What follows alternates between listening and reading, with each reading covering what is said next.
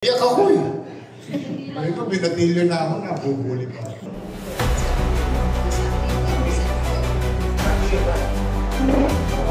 mga Colombians, nanonood, lagi niyo papaalala sa inyo, yung nagkaroon ng love. Magbago ka. Hi, hello! Subscribe lang kayo dito. At ng viewers ng Rochelle Antigna vlog, please do subscribe and thank you for all your support. Toy, so, yeah, no? Ingat!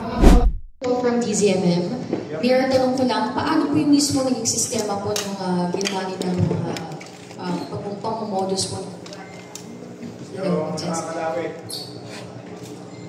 Also, magkano po yung natakaw dun sa victim? I'll send you a copy also of the police report, but I'll let him answer. I'm Police Major Bautista po ng DPIOA. Bali yung modus po na ginagawa ng itong criminal gang natin, iniibit po nila yung mga suspect sa yung mga biktima sa sasabayan nila pag-akyat, ipitin nila. Hanggang sa ma-divert nila yung attention at kunin nila yung gamit o yung cellphone ng mga biktima. Base po sa information report namin, sa mga nag-gather namin information, sila po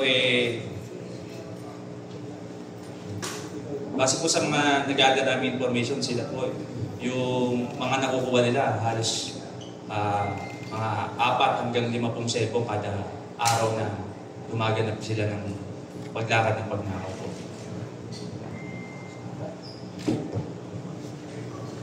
Kaya ingat kayo sa pagbili ng cellphone. GSM yan. GSM. Galing sa magnanakaw. Galing sa GSM. Okay. Yun ako. Yun durado-durado ako, sir. Kasi may panahon na estudyante rin ako. Tama. Biktima ako. Ewan, pareho ito ng modus ng nagtuwad barya. Hahawakan yung binti mo. Tapos ka na pa, kaya ako pinapanganak ng mga... Hindi, mag-distract yung attention mo. That's exactly. Hawakan yung binti mo, dalawa may hawak. Tapos may nagdudukot na sa'yo, hanggang biglang, hindi isa eh. Pinakamababa yata 4 o 5. Mga dudunggulin ka. Palimong ka. Pareho ba yun? Pareho halos. Paano durado ka? Isa naman may sakit may durado rito. Makuha tayo kung sabay tunggol sa'yo. Pero iniipit ka na. Puro madalit salita. Ang total ito. Salisihan. Sasalisihan ka. Nag-iiba lang ng branding. Dati, salisi. O yung laglag-barya. O yung bigla sabihin, oy, pasag yung ilaw mo sa kotse, sa likod. Overheat. Pero lahat yan, ang general principle niya, salisi, talagang gusto kang tukutan, nagawan. Iba kasi ang snatching. Snatching talagang dinadakma ka eh, for no reason. So ito, ang common sa kabila, lituin ka. Whether you're in a bus, whether you're in the roads, sa jeep, lalo na, sa jeep, lilituin ka. Basta ko nagali. Sa basta nagali. Tanga-tanga ako nun. Ewan kasi, ito na. Balikan natin yung yung kwento. Okay. Nakuha na yung cellphone. Nagbibenta pa ba sa Manila? Inaalaw mo pa ba yung gano'n? Bahay yung cellphone mo? Tandaan ninyo, merong Pinasarado anti-fencing. mo yung isitan, di ba tayo? Basta may anti-fencing to.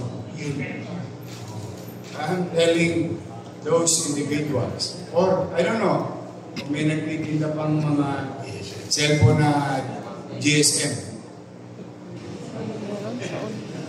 Basta, hindi, alam mo, ang mahirap niyan, maaaring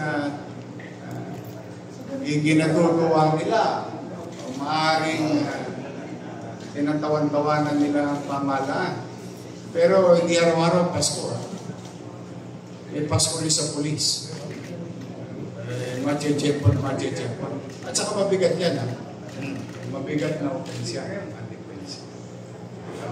Lalo na pagka may kumpirmadong complainant. we will pursue. Nasa na ako meron. Yes. May pangako ko sa MPT na ibabalik mo yung allowance. Oo nga, Para sa pagkano sa kanila. 26 milyones ang utang sa kanila ng syudad. Okay. Steady lang sila. Good news. Hindi kayo mawawalan.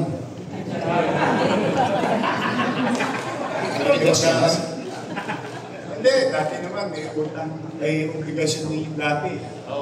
In-update ko rin naman. Kaya lang talagang ngayon, laway-laway lang. Pero usok-usok ko muna sila. Kaya magagawa. We're really trying to do what we can do. In this case, we have resources. What kind of resources?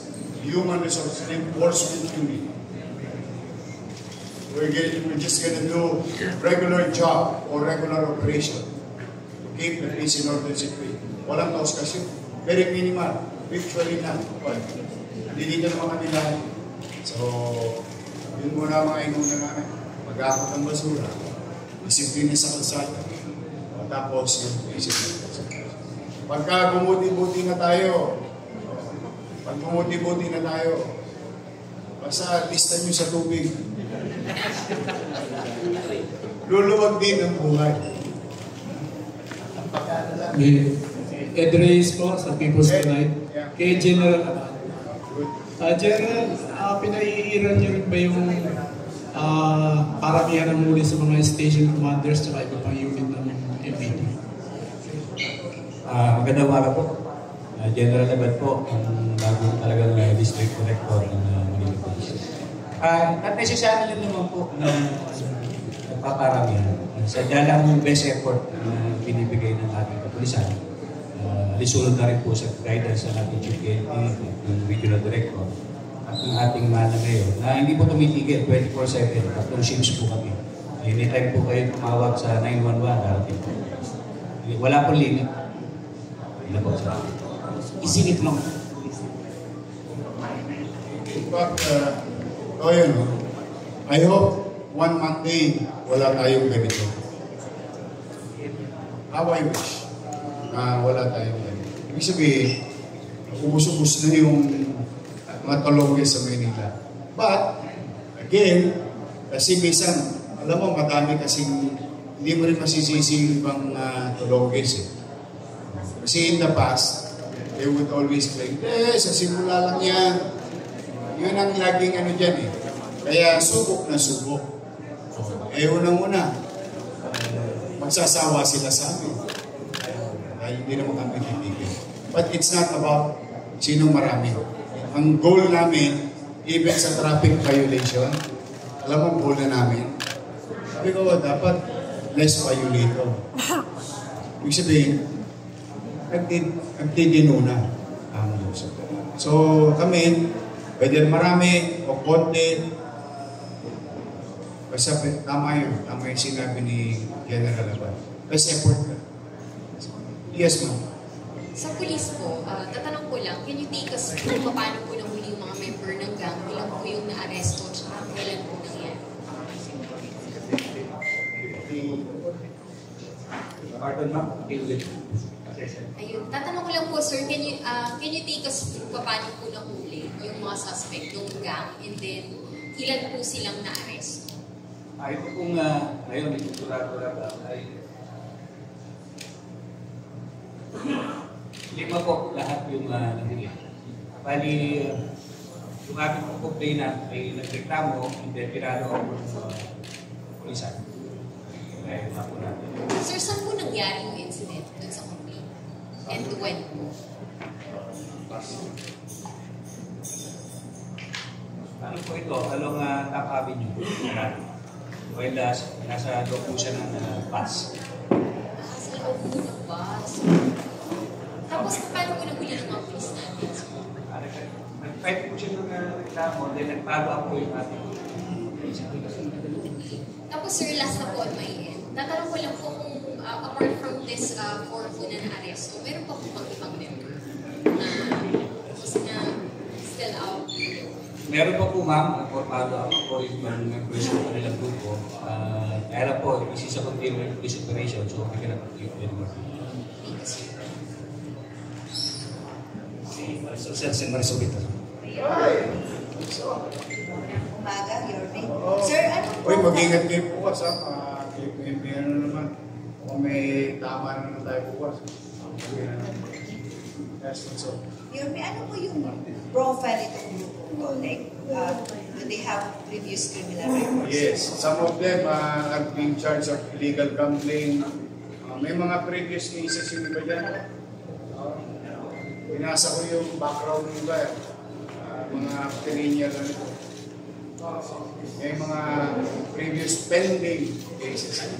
Kasi these are the things that are available. Kaya, okay, to give a very picture of how this type of group or sector of criminals usually nagkakandak ng crimes against property. I hope kumuga ito mga to. I hope kumuga ito. Ang gagawin dyan, may namumuhunan dyan. Pagpiyansahan, pagpiyansa, 16,000, 10,000, isang ulo, EDNEP, isang ulo. Hindi nila ma-afford. Yung may hawak, pagpiyansahan sila, para makabalik, kagad sa kalsada. Kasi yung kayang piyansahan yung mga krimen nila, available So they thought, Maynila, siguro, in the past, okay lang yan, tirahin natin, mababawi na. Pero yung halimbawa, isang ulo dyan, ang piyansahan ng EDNEP, nakadisgrasya ng iPhone 15. Nagsasig 15. O magkano? 19. Sa segunda, mabilis na 30. Neto pa ng posang. Tama ba? Nabalik na yung piyansa, doon sa net na tira, may posang pa, malamang yung piyahid-piyahid sila. So, ano gagawin? Maybe sa pamilya nila or mag-bisyo. Anong klase mga bisyo? Pecho, o sugal, o kaya magtotrompeta. Ganun na yan. So, pabalik-balik. Kaya tingin ko ang profile nito mga to. Kaya sumisikat. It became a practice to them.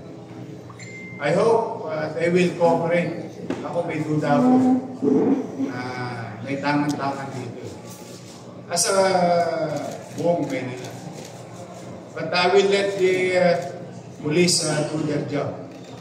Now, I think I would like to take this opportunity to beware or to hold the attention of this individual. Magbago na kayo. Ngayon, hindi naman kayo magbabago, huwag nyo naman gawin sa Manila. Ayun naman bilang ama ng Luzon. Nakikiusap ako. Pero kung hindi naman kayo madala sa diplomasya o pakiusapan, hindi naman din mangingimi ang Manila Police District to guarantee that justice will be served and the peace and order goal city government will be achieved. Yun ang panawagan ko sa akin. Mayor, tama ba? Even during your first term, that time when you were mayor, meron na po itong tura-turaga? Yes, meron na rin mga nakakalawit ng araw. So they didn't stop? Talagang, hindi, ano to? Fresh food. I was supposed to ask that, sir. Ano ba to? Remnants na lang? Wala na. Ano na yan? Malamang yan, yung iba dyan, nagpaalam na. Nawala na yung birthday. Siguro ng mga lumang panahon. So, dahil na-transfer yun kasi it's a crack.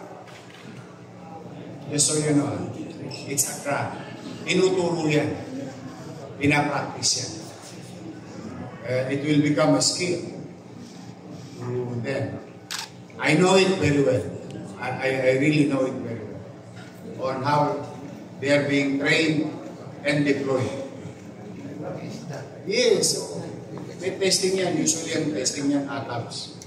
Mga batang estudyante. Bago titira ng malaki yan. Ano naman yan? As they progress. Kaya yes,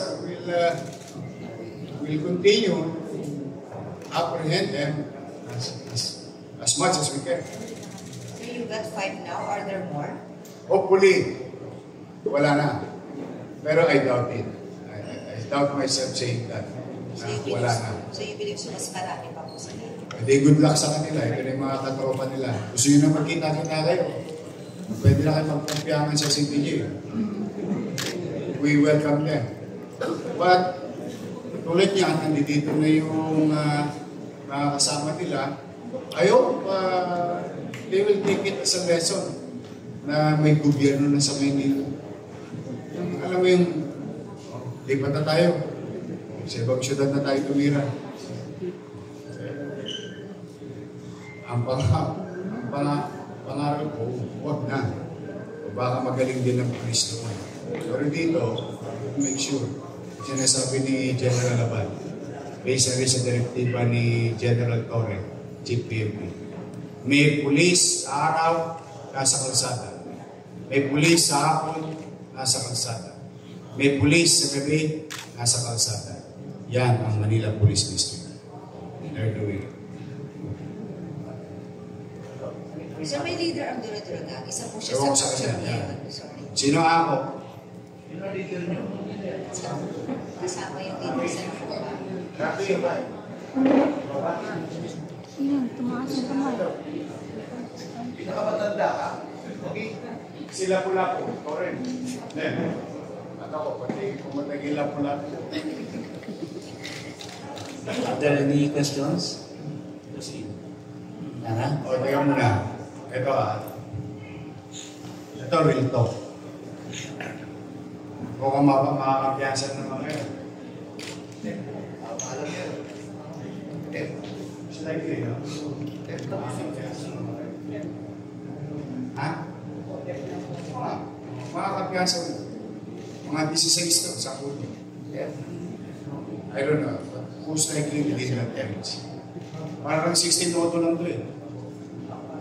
Hindi katulad ibang kaso nila. Ang 16 auto sa speed, kasi ito din. O 10,000. Depende sa amount. But anyway, ako nakikisuyo sa inyo. Mamamayan ko rin kayo. Gusto ko kayo talaga promise pag malasakit. With all honesty, wala akong prejudice o ano ang nakaraan mo. Ang mahalaga sa akin, ano yung kasalukuyan at anong kinabukasan. With all honesty, I hope you will stop. Tigil niyo na yan. Akin na mga katawan. Sayang na. Kidding aside, makikiusap ko sa inyo, tigil niyo na. May gobyerno na sa Maynila, promise. Sayang, baka mamaya magka-indulto pa. Sayang naman ang buhay ninyo. Alam ko naman may pangyayari kayo. Kaya nagmamahal din sa iba. Kailan tayo titigil pag huli na? O baka may panahon pa magbago. Yan, pakiusap. Sayang. Mayor? Yes. Sinabi natin, pag sinabing may handler, may financer, are we saying na sindikato na? Most likely. Pero pwede syndicate.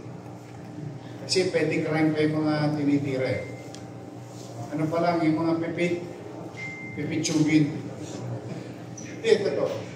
Pero we don't take it lightly. Because that is still crime against property. And imagine the trauma to the victim.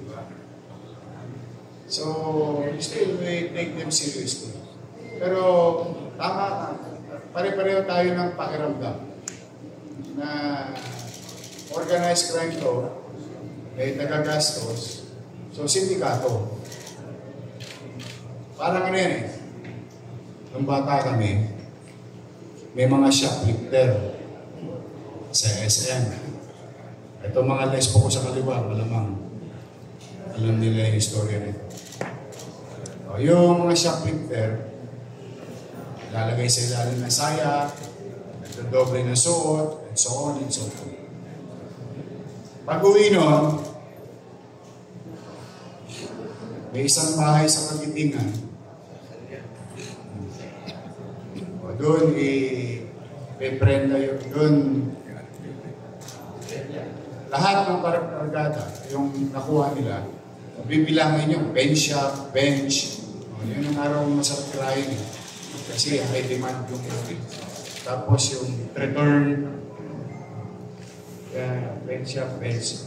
Saka yung Maui na t-shirt. Maui and Sun. High demand kasi yun. Original to ah. Tapos may nagagastos. Tapos isasalya na. Pero may tangan-tangan mo. May umahawak sa kanila. Kaya minsan naman, sa community, binibili na. Diba, piso o 100. Mabibili mo sa setup, original. Talagang nag-i-evolve na. Ngayon, cellphone na. Dating t-shirt doon. So most likely, it's the same form of organization, same style, common principle, crimes against property. Yun ang...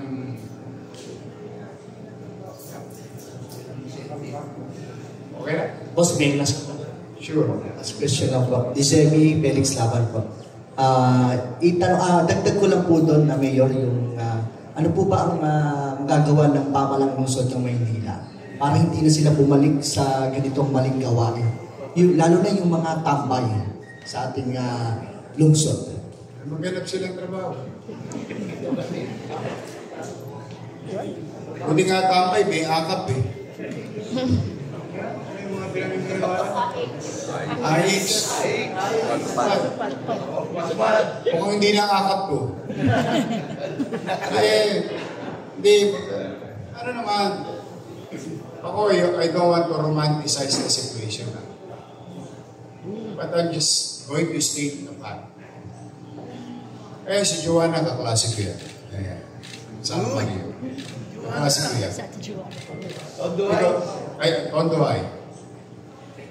Alam mo yan, they know it better than all of you here. Papayat-payatin ako. Pwede naman ako luminya sa arte eh. Taga-mabuhay ako eh.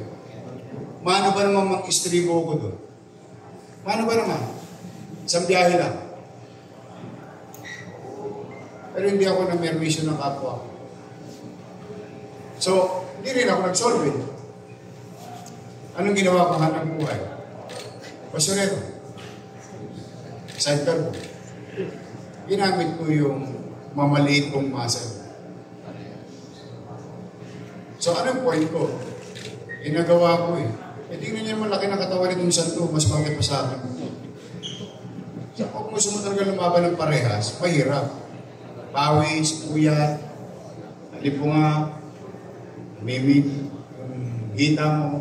Pero wala akong napakang may paa na may paa. Maswerte lang nakapag-artista. Gawa ka lang pang-artistahin. Pero other than that, nagsikap naman ako. So, anong mensahe? Yan ang mensahe ko. When you go back to the society, pending the decision of the court, whether you're guilty or not, pwede na tayo lumaban ng parehas. Pag banat tayo ng buto, yun ang mapapayo. Other than that, if they will go back, kami, tatrabahuin namin dapat namin. Alam nila, Joan. Tinutokso pa nga nila ako nung araw. Alam niyo ba tokso sa akin nung high school? Tokso, yung, di ba binubuli, yung mga bully. Alam ang tawag sa akin nila? Parang biro ha? Ano, Joan? Mayor. Ikilabutan kayo. 1992 to ha? Mayor. Mayor. Wow. I swear to God.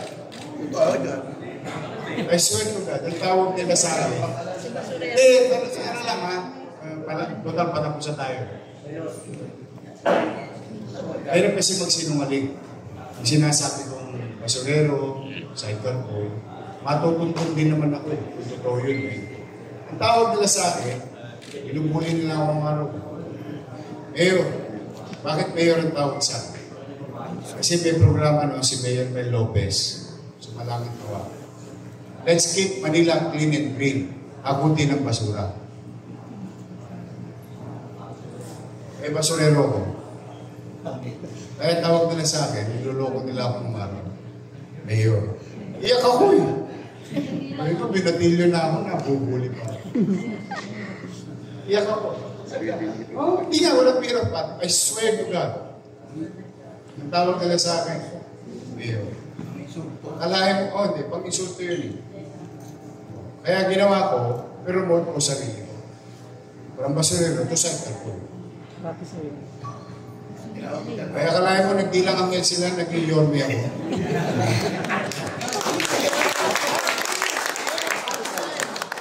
So, may mahabol na tanong si Doris. Doris. Propeta. Ako lupa ko. Good morning. Good morning, Mayor. Good morning. Galing na mga klase ko, pwede magtrabaho sa Quiapo. Nahula. Propeta. Mayor, ang tanong ko lang, parang marami na naman yata sa mga sumasakay sa jeep, yung parang naglilitanya na humihingi ng tulong. Na parang iisa yung kanilang statement eh. Na humingi ng tulong para sa operation ng anak. Anong dapat gawin? So, pumunta sila rito sa City Hall. Kanina, nakita nila General. Yung sulat sa akin ng Taong Bayan. Binabasa ko kanina. I've been doing it since Saturday. Sulat kayo rito. Good things come to those who wait. Kaysa delikado pa yan, sasakay sila ng jeep. Sasabit sila. Baka mamaya, madisgrasya pa sila. Nasa ospital na kamag-anak nila, sila pa susunod. So, iwasan na nila. Basta ito, katulad nyo, nakakapasok kayo dito. Ito ang Bulwagang Bayan. Magtsatsakay nyo lang. Dahil hindi lang po kayong humingi ng tulong. I have 687, to be exact, letters from our people. 687. Tatlong distrito na ako ng basa. So, titirahin ko na lang 4, 5, 6. So, anong point ko? If you write a letter here, if you really need financial assistance or medical reason, even yung misan, nakakapasa pa ako, tuition fee. Subukan ninyo ang inyong pamahalaan gusto. Baka makagawa kami ng paraan. In our own little way, maibsan namin o marisolva namin yung pangangailangan ng medical. Kaysa magpapakasakali sila sa jeep na baka mamaya madisgrasya pa sila. Last na po, Mayor, meron na po ba tayong numbers na kung ilan po yung mga ide-demolish pa na barangay? Yes, marami tayong sinulatan. Nag-due diligence lang si, katulad yung nangyari doon sa paupahan. Bilib ako doon. Pero sa totoo, yung classic yun. Ito po, para kagawad. Complete. Pero ano po yun, gusto ko lang malaman ninyo. It's a no-no. That is a public property. Easement yun. Saka ang future consequences nun, gusto ko lang magka-idea kayo. Yung dulo ay pumping station. May ginawang automated garbage collection. Conveyor. So yung conveyor, dadalhin yung basura sa easement. Kaya malaking easement nun, 8 yata, o 8.2 ang easement nun. Saka papasok ang truck. Ngayon, hindi na nakakapasok ang truck. So that's the problem again. Ano talaga napabayaan? Ako, nahuli ka. Patapos na. Hindi ko na mahuhuli. O, shout out. Meron pa ba kayo? Baka meron kayo Rana. Wala na, boss. Again, una, nagpapasalamat kami sa inyo ni Vice Mayor Chi at dumadako kayo dito at natutulungan kami na impormahan ang taong bayan o pati sa mga vloggers. nandito lahat. Radyo, television, we owe you this. This effort will continue. And thank you for being our partners. Na malaan ng tao na baka isa din sa mga to, yung biktima sa kanila nung araw, at least, masabi mo lang na, ay, nakamit ko rin ng justisya. Ngayon naman, bukod sa informasyon na pinagkakaroon sa taong bayan, kami naman magsisingkap. And let me take this opportunity, Vice Mayor G and I, the City Council, the Manila Police District, your city government, we will not stop. We will not stop. Huwag nyo na pong isipin bating panimula lang to. 3 weeks na to. Ilang weeks pa ang gusto nyo para mapatunayan may gobyerno na sa Maynila. Sa mga Tolonges na nanonood, lagi ko ipapaalala sa inyo yung kanta ni Freddy Aguilar. Magbago ka nang hindi ka magsisi sa huli. So, ang kumanta parang leaving aside, it's a serious reminder that we are very serious about it. But, sana lumayo na kayo sa mantawan. Karapatan at dapat na makamit mga batang Maynila, ng mga lolo't lola ko, at mga taong dumadako sa Maynila at naghahanap buhay sa Maynila. Magkaroon ng malinis at panatag na pamumuhay sa Kapitolyo ng bansa. Uli, I need your help. I need everybody's cooperation because together we can make this city great again. Maraming salamat. Pagpalain nawa kayo ng buong may kapal. Happy Monday and Manila. Thank you. Thank you sa inyo, pati sa mga viewers nyo and followers nyo. Oh, marami na kayong aabangan. Yes, excited na ba kayo mapuyat? Yes naman, your man. Ay makapagpasalamat sa inyong lahat. At sa ating mga vloggers, shout out sa lahat ng vloggers. You survive. Abonado pa kayo. Thank you very much sa inyo, ha? Hi, hello. Subscribe lang kayo dito. Mag-iingat kayo. Lahat ng viewers ng Rochelle Antig vlog, please do subscribe and thank you for all your support. Toits, ingat.